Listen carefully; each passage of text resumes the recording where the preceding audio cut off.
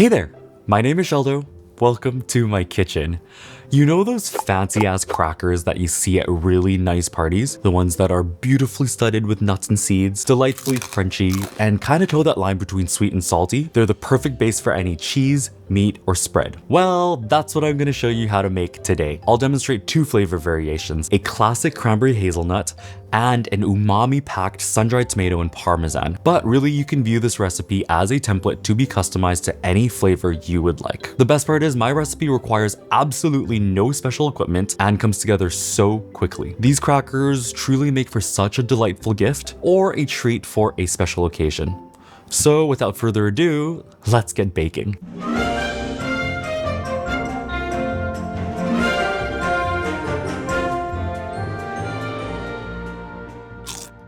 A lot of cracker recipes call for you to buy mini loaf pans. That's because if you make crackers with a regular loaf pan, one of these, your crackers will end up really wide and short, so long and skinny, and that's not really the shape that I want. So instead of buying yet another baking utensil that you're probably never going to use again and wasting money on that, I figured out a way to DIY the perfect molds by doing a little bit of origami with aluminum foil. Let me show you how to do it. So what you'll need is a roll of foil and a ruler. What we want to end up with is a sheet of foil that's folded back upon itself for extra strength, but we want the dimensions to be 9 inches wide by 14 inches long. First, roll out a sheet of foil that's at least 28 inches long so that we can fold it back on itself and end up at 14 inches long. Add 4 more inches onto the end so that we have some wiggle room. We end up with 32 inch.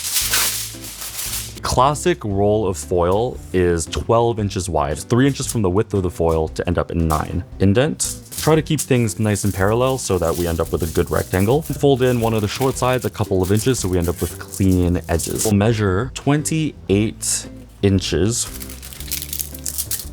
Fold it in half lengthwise, 14 inches long. Okay, we're a little bit short of 9, but that's totally fine. Fold it in half lengthwise and then unfold. Then we'll fold both long edges towards the center and then unfold. Do the same with the other side. Now fold the whole thing in half again, lengthwise. Fold in the 4 corners towards the middle line. With the unfolded edge, this open edge, unfold enough of the corner layer so that we can lift up the middle flap, getting weird layer separation. So that means I need to unfold one more on this side. Then we'll lift up the flap and fold it flat to the other side. We have this little pocket in the center, so just lift it up with the corner, make a 90-degree fold. Same on the bottom, and that creates one of the corners. Same thing on the other side. Find the corner here, make a 90-degree fold vertically and a 90-degree fold the other way to make the bottom of our mold. So now we have this shape and we are almost done. Take one of the open corners and pinch it at a 45-degree angle until the crease meets the other creases that we made, forming the other bottom corner. Do the same on the other side. Take the triangular flap and fold it over. Insert the triangular flap into the little pocket that is right here. Same thing on the other side. Insert it into the pocket.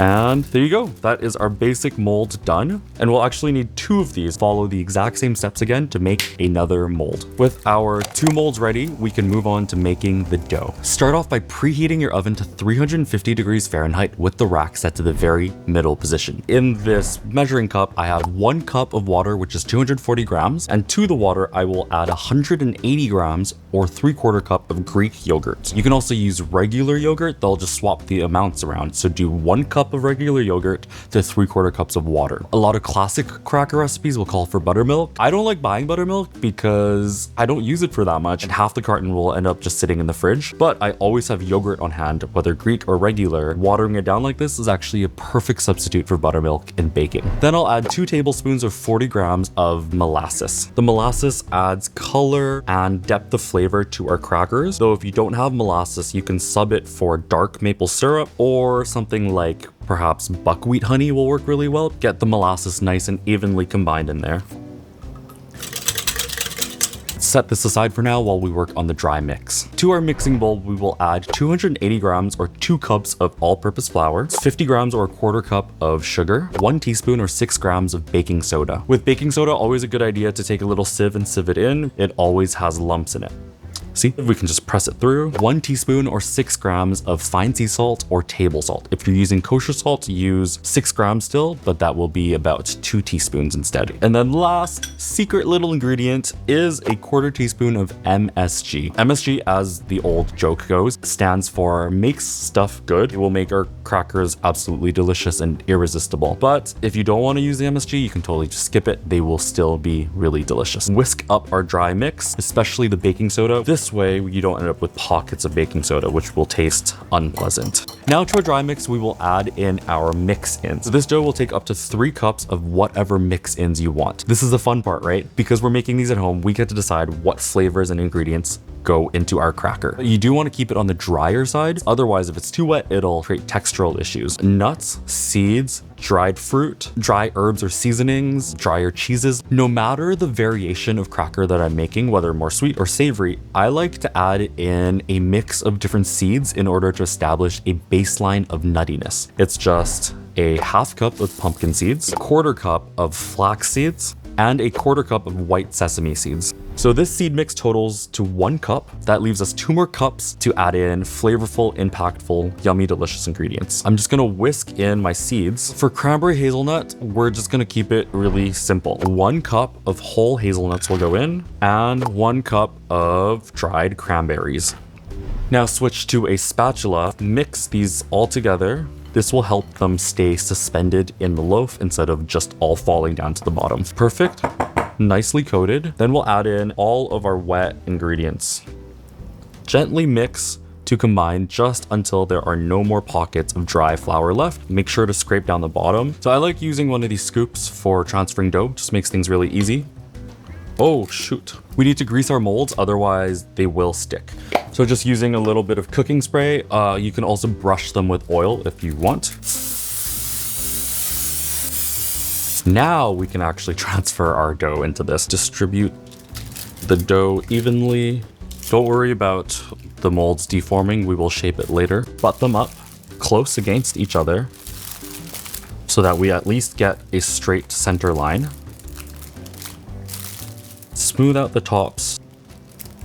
Then grab 2 loaf pans or whatever of around this size that can go into the oven, and we'll use it to support the outside walls of our mold. This will just help keep our loaves nice and uniform. This whole contraption will go into the oven, bake at 350 degrees Fahrenheit for about 25, perhaps 30 minutes.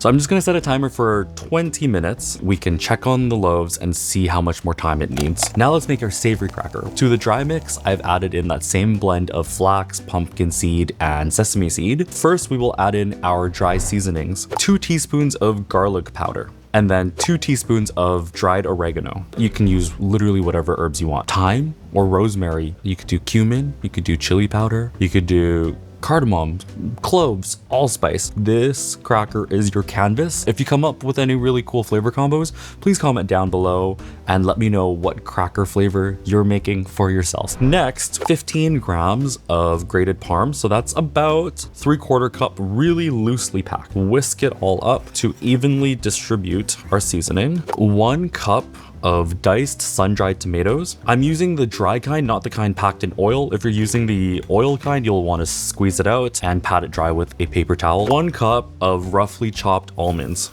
Lightly mix to coat our mix-ins with flour, and then goes in our wet mix. We'll mix until just combined. Once the garlic powder rehydrated, I can really smell the garlic now. Actually, I'm gonna just wait for the other loaves to finish baking. Shoot, if I had thought ahead, I would have not mixed this batter until later, just because the instant that the baking soda comes into contact with the acid from the yogurt, it starts reacting and creating gas bubbles, right? And so if we let it sit now, we probably won't get as much leavening in our cracker, but honestly, it'll probably be just fine. Fingers crossed. Ooh, okay. Timer. So that was 20 minutes. Let's check on the loaves and see how they're doing. Okay, still quite wet. So I think they're gonna need at least maybe 5-10 more minutes. It's been about 25 minutes now, and just from feeling this, they are not quite ready yet. Now, the shape is set, so we can remove these loaf pans and then also separate these just to give the center a chance to cook more easily. So you can also rotate them so that the center is now facing out, just to see. Toothpick has wet batter on it. That means they are not cooked yet. These will go back into the oven, maybe for like 5-10 more minutes until they are fully cooked through. I'm pressing on the top and it's kind of bouncing back nicely. So insert right in the middle. My inserted toothpick has come out clean with maybe a couple of tiny little crumbs. The cranberry hazelnut one is out. We will put our tomato parm crackers into the oven and bake these as well. We'll let them sit in their molds for about maybe 15 minutes until they've cooled down enough so that we can turn them out, wrap them up, and put them either in the fridge overnight to chill fully, or they can be chucked in the freezer for about an hour and a half if you want to slice them today. If you try to cut these and they're not chilled enough, first of all, you're not going to get nice, thin, clean slices. And second of all of the fruits and nuts, they'll just fall out of the cracker, which obviously we don't want. I'm probably going to chuck them in the fridge overnight though and continue tomorrow. So yeah. I'll see you tomorrow. It's the next day. These loaves have been chilling in the fridge overnight. They are nice and firm and ready to be sliced. So I'm using a serrated knife, a bread knife here, and you're gonna want something nice and sharp because we want really thin, one could say cracker thin slices. Oh yeah, before I forget, preheat your oven to 250 degrees Fahrenheit, both racks set next to each other in the middle position. Go as thin as you can. I'm talking about like 2 millimeters or less. I think that's about 1/16 of an inch, something like that. Hey Google, how many inches is 2 millimeters? 2 millimeters is equal to 0.0787 inches. Okay, well, I don't know what that means, 0.078. Hey Google, what's 1 divided by 16? The answer is 0.0625. Okay, so pretty close to 1/16 of an inch if possible. It's just bread. It's just really thin slices of toast, pretty much. We made a loaf and then they'll just get baked and toasted again. Yeah, it's just toast. In terms of thickness, this is what we're going for. Really quite thin if you can manage it. But, you know, even if they're a little thicker, they're still delicious. Ugh, aren't they so pretty? I love the profile that the whole hazelnuts give. 2, 4, 6, 30, 32, 30, 56. So 56 crackers in this loaf. And remember, this is just one of the loaves. This whole recipe is gonna make, you know, like over 100 crackers. Once they're sliced, we will transfer them to a parchment lined tray. You can squish them in really quite close because they will not expand or stick to each other. If anything, they will shrink and contract. That's one of the trays. For both loaves, you're probably gonna need 4 trays. So we'll bake these 2 trays at a time in our 250 degree Fahrenheit oven for about 50 minutes to an hour. Halfway through, take them out and flip each cracker over individually. This will help them dry out evenly.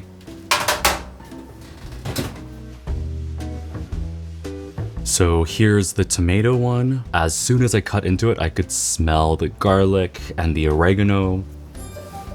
That's 30 minutes. Time to flip our crackers. Okay, see how much they've shrunk in just half an hour? Individually give them all a little flip. Keep baking for another 20 minutes or so. They shouldn't feel soft at all and should be quite firm, though straight out of the oven they might not have that full crunchy snap, but once they cool down they will crisp up. Look at how many crackers we made. I ended up baking up the whole batch of the cranberry hazelnut and only half of the batch of the sun-dried tomato. First of all, let's zoom in and just appreciate how beautiful they are. And these are the sun-dried tomato. Not quite as pretty without the whole hazelnuts, but still quite beautiful if you ask me. I can't resist, so I'm just gonna jump in for a bite. I taste the little bit of sweetness from the cranberries, the nuttiness from the hazelnut, just a touch sweet, a little bit savory, but not too salty. Today I'm gonna pair it with some camembert, luscious, beautiful, creamy, and the bright vibrancy of green grapes. I love camembert so much. Man, that is good. Okay, it looks kind of funny with just a grape on top. Maybe if we slice it, will that be better? Oh, that does look better. Nice. Ah. And let's try one of the sun-dried tomato ones. Ooh.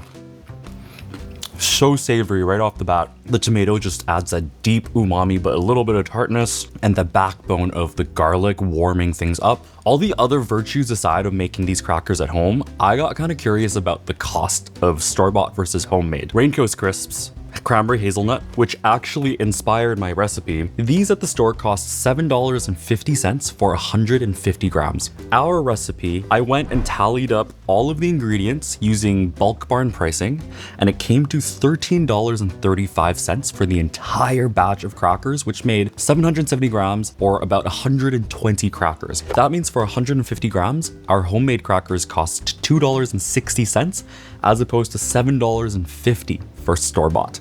That's almost a third of the price. The craziest part is that if you went to the store and bought 770 grams of Raincoast crisps, that would cost $38.50 compared to $13.35 for homemade. Like, that's a huge difference. These crackers will store at room temp in a sealed container for up to 2+ weeks, though they might get a little bit less crisp. Put them into the oven, 350 degrees Fahrenheit, for about 5 to 10 minutes, and they will get nice and crispy again. But the better option might actually be just store the unsliced loaf. That's exactly what I'm gonna do with the other half of the sun-dried tomato crackers. I just don't really need another 60 crackers right now. So I'm gonna wrap up the loaf really tightly, put it in the freezer. It'll be good there for up to 3+ months. And when I want to bake them, just put them in the fridge overnight to thaw, and the next day slice them and bake as we've done in this recipe, and they will come out just perfect. I hope you make these crackers. They're easy, delicious, and economical. What more could you ask for? If you do, please comment. Let me know how it goes for you. You'll find the full ingredient amount and all of the written directions down in the description below the video. While you're there, please hit the like button, consider subscribing if you want to, comment, and yeah, I'll see you next time. Bye.